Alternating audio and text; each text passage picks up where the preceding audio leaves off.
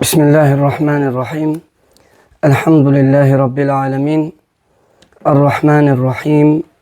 Maliki yevmiddin. El-Qail.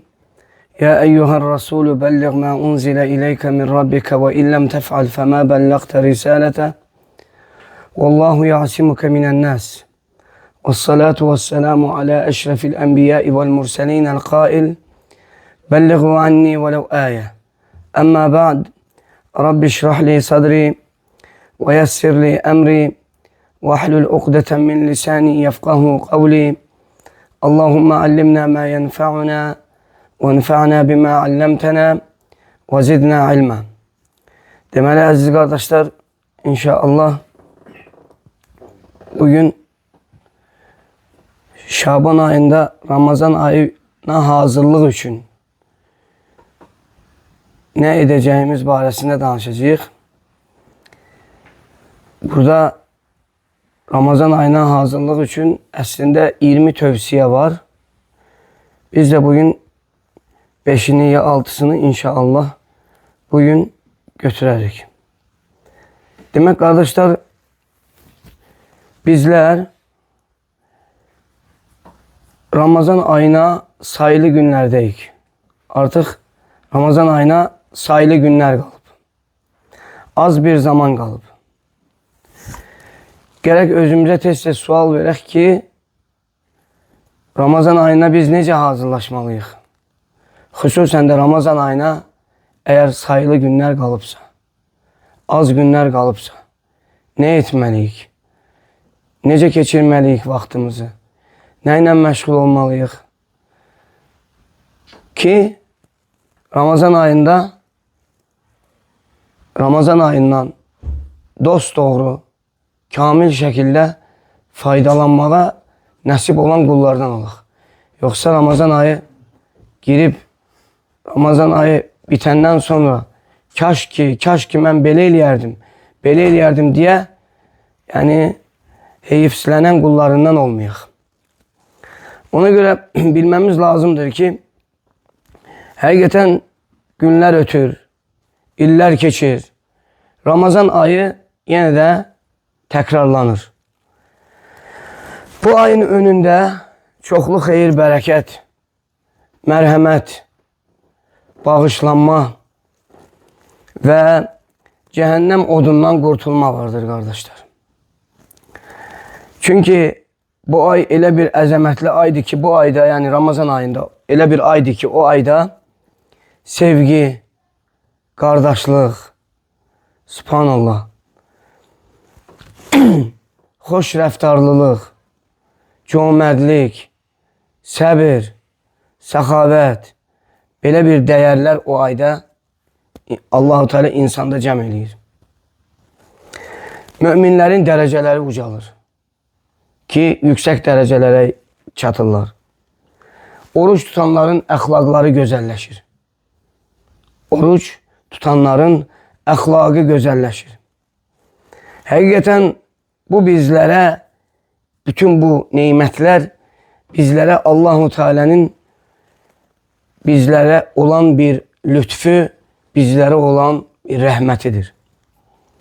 Həsən-ül Basri rahimehullah deyir ki, Allah-u Teala deyir, Ramazan ayını məxluqatı üçün deyir, bir yarış meydanı etmiştir. Allah-u Teala Ramazan ayını məxluqatı üçün bir yarış meydanı etmiştir. Onlar bu ayda deyir, Allah'a itaat ve ibadet etmekle Allah'ın razılığını kazanmak için birbirleriyle yarışırlar. Kimisi bu ayda irəli çıxar, üstəliyər ve bu ayda kazananlardan olar. Kimisi geriye düşer, uduzanlardan olar. Yaxşıların kazandığı, salih insanların kazandığı, batile uyanların ise uduzduğu bir günde gülərək əylənəndir insana necə təəccüb etməyək. İnsan bu ayda salih olan insanlar, xeyirli olan insanlar, xeyirləri əldə edən insanlar, əcirləri qazanan insanlar qələbə çaldığı bir dönəmdə ki o etmiş olduğu o salih əməllərlə qazandığı bir vaxtı. Amma batilə uyanlar uduzduqları halda gülərək vaxtlarını oyun əyləncələrlə boş-boş batil olan işlərlə keçirərək gülmələridir. Çox təəccüblüdür, deyir Həsən-ül Basri rahiməhullah.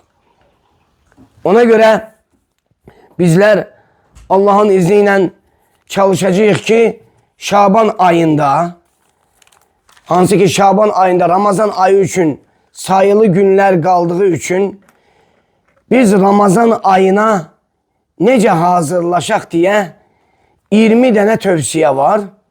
Bu 20 tövsiyədən nə götürə biləriksə bugün Allahın izni ilə götürəcəyik.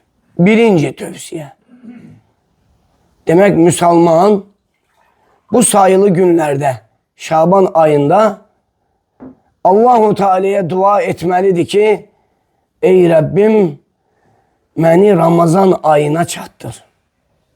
Çünki sahabələr və salih sələflərimiz Ramazan ayına 6 ay qalmış dua eləyərdilər ki, Allah'ım bizi Ramazana çatdır. Ramazan da olub ötəndən sonra 6 ay Allah'a dua eləyərdilər ki, ey Rəbbim bizdən Ramazanda etmiş olduğumuz ibadətləri qəbul elə. Demək, birinci tövsiyə nədir? Birinci tövsiyə odur ki, Allah-u Teala'ya dua etmək və Allah-u Teala'dan istəməmiz ki, bizi Ramazan ayına yetiştirsin. Bizi Ramazan ayına çıxartsın. Enes İbni Malik radıyallahu anhudan rivayet olunan hadiste deyir, Peygamber sallallahu aleyhi ve sellem Recep ayına dahil olduğu zaman belə deyərdi. Allahümme barik lana fi Recebe ve Şa'ban ve bellighna Ramazan.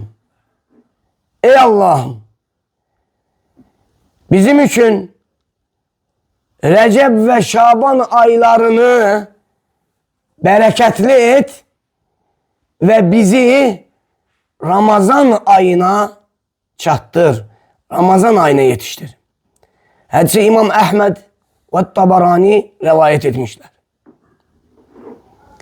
Ve buna göre de İbn-i Recep rahimehullah deyir ki, bu hadise göre İbn-i Recep rahimehullah deyir ki, müttəqilərin qəlbləri Ramazana həsrət içərisində olardı. Müttəqi olan insanlar Ramazana yetişmək üçün həsrətdə olardılar. Həsrətində olardılar ki, ne olardı? Kaş ki biz Ramazan ayına yetişək. Kaş ki biz Ramazan ayına yetişək. Bu müttəqi olan insanların qəlbləri Ramazana şövqlə, həvəslə, rəğbətlə, sevinclə, həsrətlə Ramazanı arzulayardılar. Və deyir, Ramazandan çıxdıqları zaman da, Ramazandan ayrıldıqları üçün də deyir, qəlbləri ağrı acı içində olardı deyir.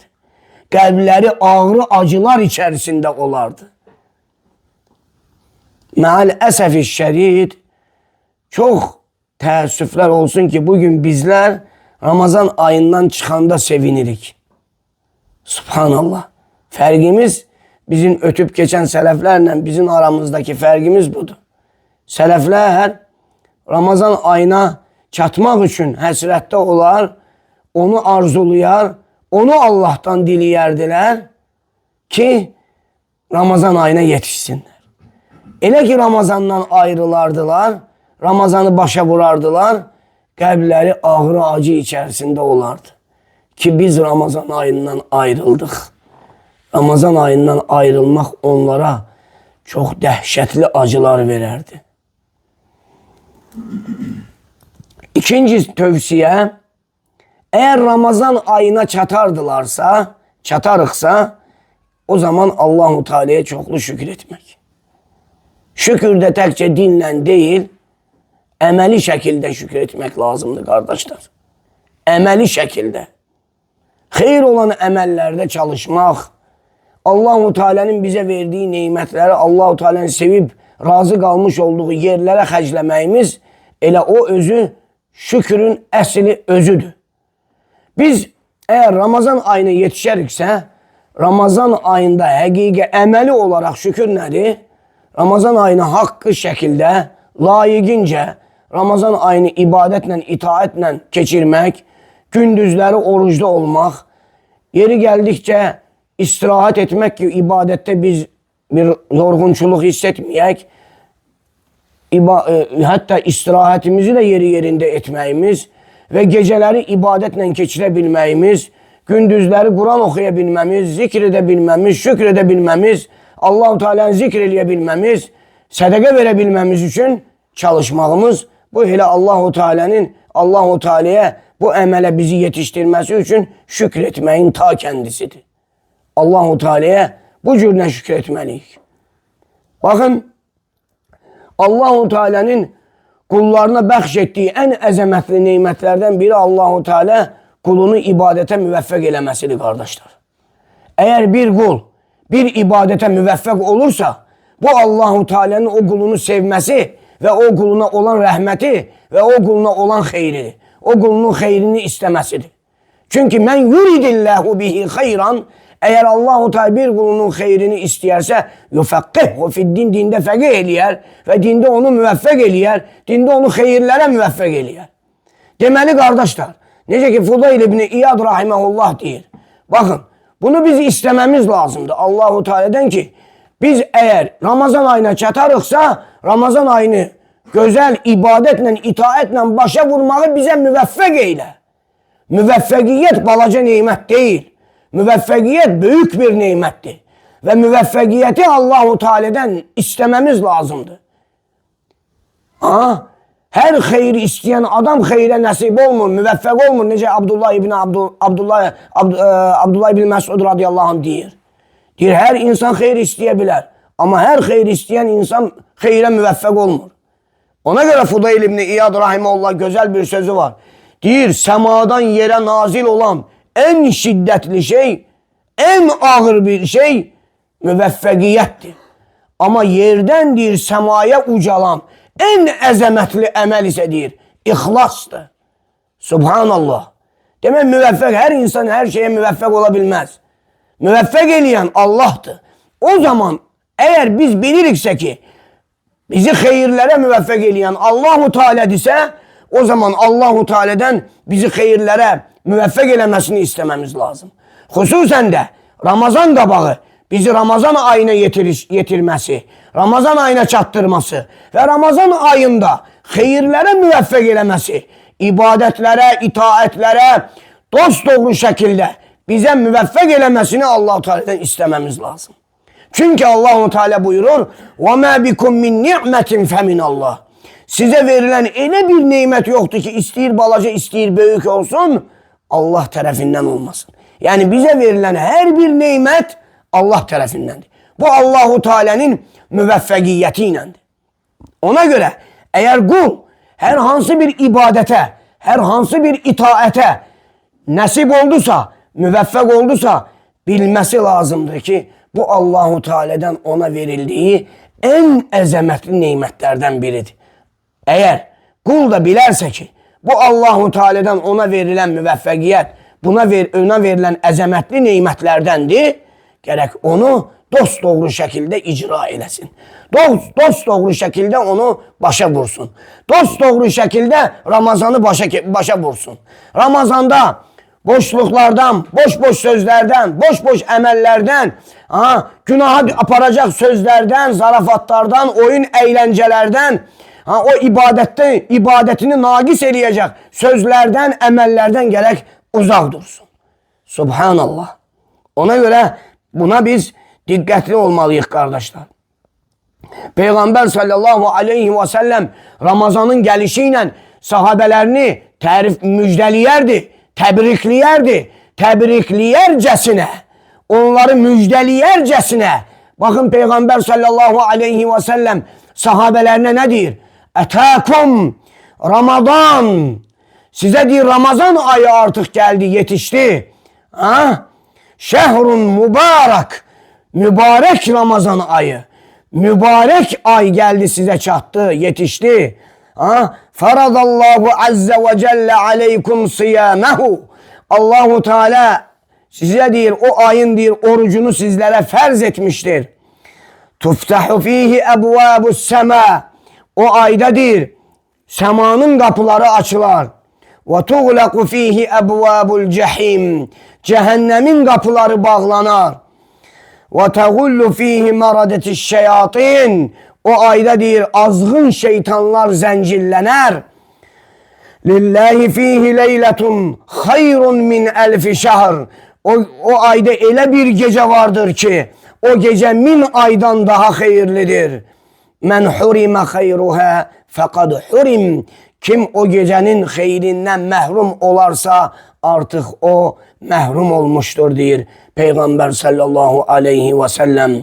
Bəli kardeşler, İbn-i Recep rahimahullah diyor ki bu hadistir insanların Ramazan ayı münasebetiyle birbirlerini tebrik etmesini bildiren esas delillerdendir. Bu hadis insanların Ramazan ayı münasebetiyle, yani Ramazan ayının gelişi münasebetiyle birbirini tebrik etmelerinin esas delillerindendir diyor. Bakın sonra ne diyor İbn-i Recep rahimahullah, sözüne devam ediyor. Mümindir cennetin kapılarının açılmasıyla nece müjdelenmesin. Mümin cennetin kapılarının açılmasıyla nece müjdelenmesin. Günahkar, günah eleyen insan cehennemin kapılarının bağlanmasıyla nece müjdelenmesin. Subhanallah. Günahkar olan insandır. Cehennemin kapılarının bağlanmasıyla nece müjdelenmesin. Ağıllı olan insandır.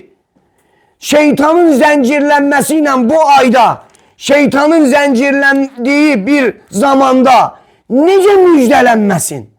Ağıllı olan insan, şeytanın zincirlendiği bir zamanda nece müjdelenmesin.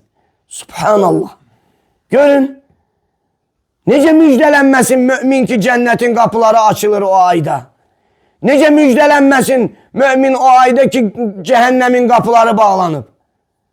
Nece müjdelenmesin insan ki o ayda şeytan artık zincirlenip. Allahu Ekber.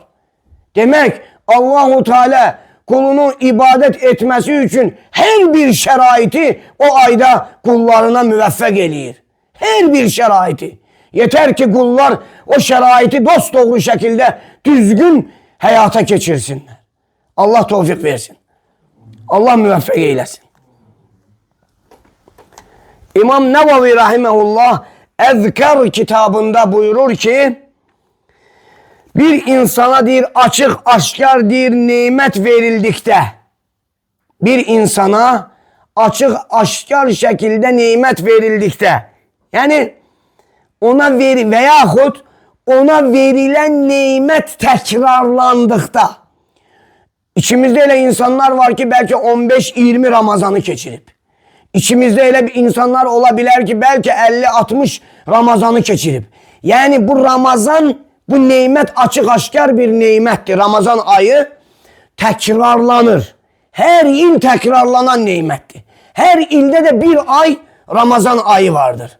Demek bir nimet ki deyir, insana verileni açık aşkar nimet insana verildikte veya insana verilen nimet tekrarlandıkta ya da üzerindendir bir bela kalktıkta onu Allahu Teala'ya şükür elameti olarak secde etmesi ve Allahu Teala'ya hamd sena etmesi, Allah'ı tərifləməsi diye ona müstəhəbdir. Demek her ilmen Ramazana çıkmağın münasibətiyle şeyhin sözünden, imamın sözüne esasen her ilmen Ramazana çıkmak mənə müvəffəq olursa onda müstəhəbdir ki bize şükür əlaməti olarak Allahu Teala'ya secde edək ve ona tərifləri çoxaltaq. Ona həmd sənalarımızı çoxaltaq. Demek bu əməl belə etmek müstəhəbdir. Həmçinin üçüncü tövsiye odur ki Ramazana bir neçə gün kalmış bu mübarek ayın fəzilətləri sevinməli. Bu mübarek ayın fəzilətləri sevinməli. Ona ümid ve müjde ile hazırlanmalıyıq kardeş. Üçüncü tövsiye nedir? Ramazan ayına sayılı günler kalmış. Bu mübarek ayın yani Ramazan ayının fəzilətləri sevinməli. Çünkü Ramazan ayında fəzilətlər var. Ramazan ayında əcirlər var. Savablar var. Əzəmətli əməllər var. Bu fəzilətləri sevinməli. Onlara müvəffəq olmaq üçün ümid və müjdə ilə onun üçün hazırlaşmalıyıq. Çünkü bu ayda o elə bir aydır ki o ayda cennetin kapıları açılır. O elə bir aydır ki cehennemin kapıları bağlanır. O elə bir aydır ki o ayda insanlar bağışlanır. O elə bir aydır ki o ayda insanların çoxu cehennemden azad olur. Nece sevinməsin insan? Nece bu ay üçün bu mübarek əcirləri, savabları, fəzilətləri əldə etmək üçün nece canı atmasın? Nece həris olmasın insan? Bu qədər əzəmətli fəzilətləri əldə etmək üçün nece can atmasın? Bütün bu əcirləri bildikten sonra cennetin kapılarının açık olduğunu, cehennemin kapılarının bağlandığını ve insanların bu ayda, en çok insanların bu ayda bağışlandığını ve bu ayda insanların çoxunun oddan xilas olduğunu, azad olduğunu bildikten sonra insan nece bu ayın fəzilətlərini əldə etmək üçün can atmasın, səy göstermesin, çalışmasın. Subhanallah. Bakın kardeşler bu mevzuda bakın. Bu üçüncü tövsiyeye ait olan bu mevzuda bakın. Çok ibretli bir düşündürücü bir hadise var kardeşler. Bu hadise bize öyledir ki şimdi okuyacağız o hadise nedir diye. Sahih hadistir. O hadise bize öyledir ki bazen tekçe bakın bazen tekçe bir Ramazan ayı insanın cennete düşmesine ve cennette yüksek dereceler elde etmesine sebep olur. Bunu hiç kim təsəvvür belə edebilmez.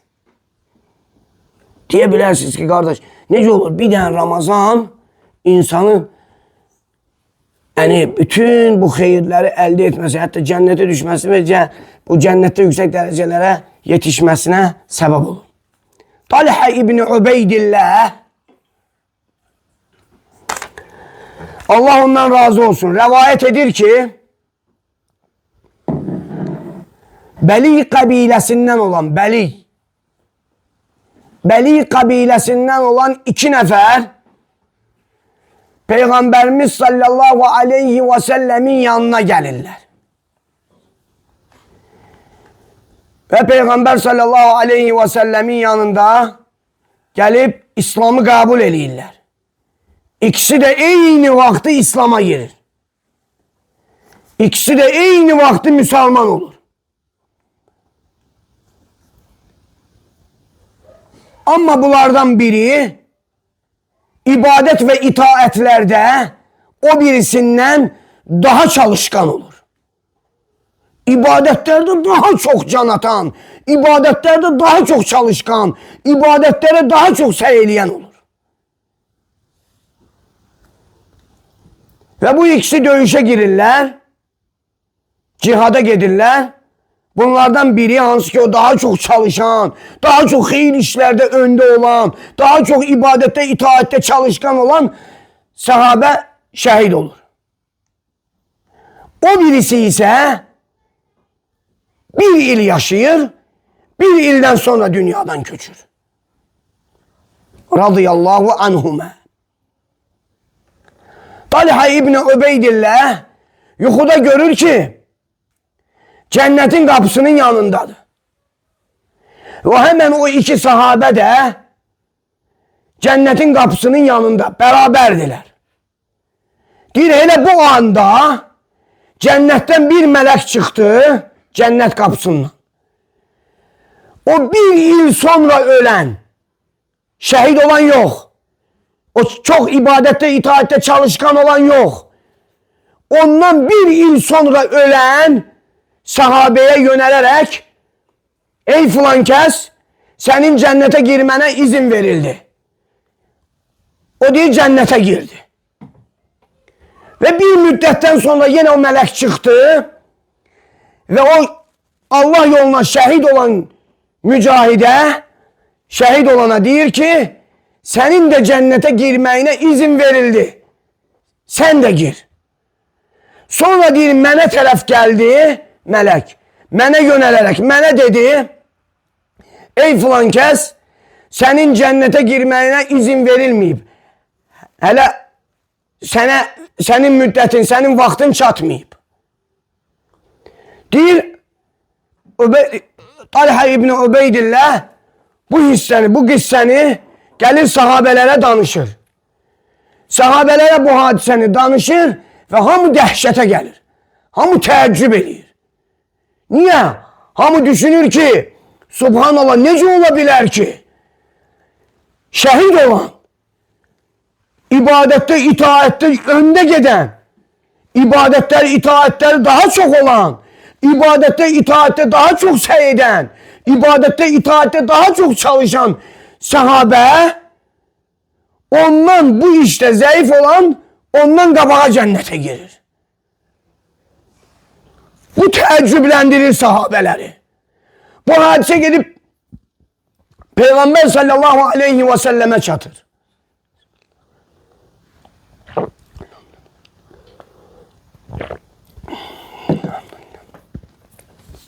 Ve bunu Peygamber sallallahu aleyhi ve selleme danışırlar. Peygamber sallallahu aleyhi ve sellem onlara diyor, sizi teəccüblendiren nedir? Nedir sizi teəccüblendiren? Deyirlər ki, nece olabilir ki ibadette, itaatte önde olan ve ilk önce şehit olan sahabe ondan sonra dünyadan köçen insandan sonra cennete girir. Peygamber sallallahu aleyhi ve sellem deyir. O deyir sahabe, o birinci cennete giren. Ondan sonra bir yıl yaşamadı. Ondan sonra bir yıl yaşamadı. Diller yaşadı. Peygamber sallallahu aleyhi ve sellem diyor. O bir yıl müddetinde Ramazan geçirdi. O Ramazanda oruç tuttu. O Ramazandan ibadet eledi.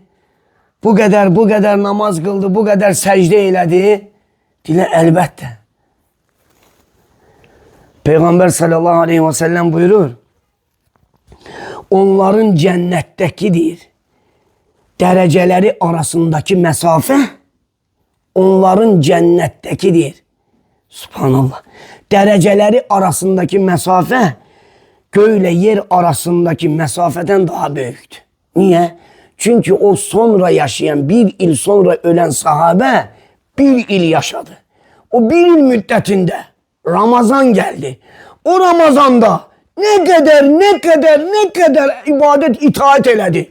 Orucunu tuttu, ferz namazlarını kıldı, nafile namazlarını kıldı, teravih namazlarını kıldı, gece namazlarını kıldı, sedekeler verdi, hayırlar eledi, Kur'an okudu, zikirler eledi, şükür eledi, daha neler eledi o bir yıl müddetinde. Ha? Deyir, bak deyir. Yani Peygamber sen başa salmak istiyor ki o bir Ramazan o insanın cennete daha tez girmesine ve o cennetteki derecesinin daha yüksek olmasına sebep oldu. Ona göre kardeşler Allahu Teala'dan dua edip isteyek ki Allahu Teala bizi gelen Ramazana, üstümüze gelen Ramazana imanlı ömürle çıkartsın. Ve o Ramazan ayında ne kadar ecirler, sevaplar, hayırlar, mükafatlar, faziletler varsa onlara bizleri ve azizlerimizi ve sevdiklerimizi ve bütün Müslüman bacı kardeşlerimizi müveffek eylesin. Olabilir ki biz bundan önceki Ramazanlarda elde etmediğimiz ecirleri, elde etmediğimiz sevapları, kazanmadığımız sevapları belki bu Ramazana çıksak, bu Ramazanda nasip olacak, bize müveffek olacak. Ne bilirik? O ümidle, o istekle, o hevesle, o şeyle Allahu Teala'ya bu Şaban ayında öyle istekle Allahu Teala'dan istemeliyiz ki bu Ramazanı Allahu Teala bize o Ramazana çıkartsın ve o Ramazanda maksimum bütün hayırları elde eylemeye bize müveffek eylesin. Hakikaten müveffek eyleyen Allah'tır. Ve o istediği kulunu istediği zaman istediği şeye müveffek eləyir. Nasip eyleyen odur, müveffek eyleyen odur.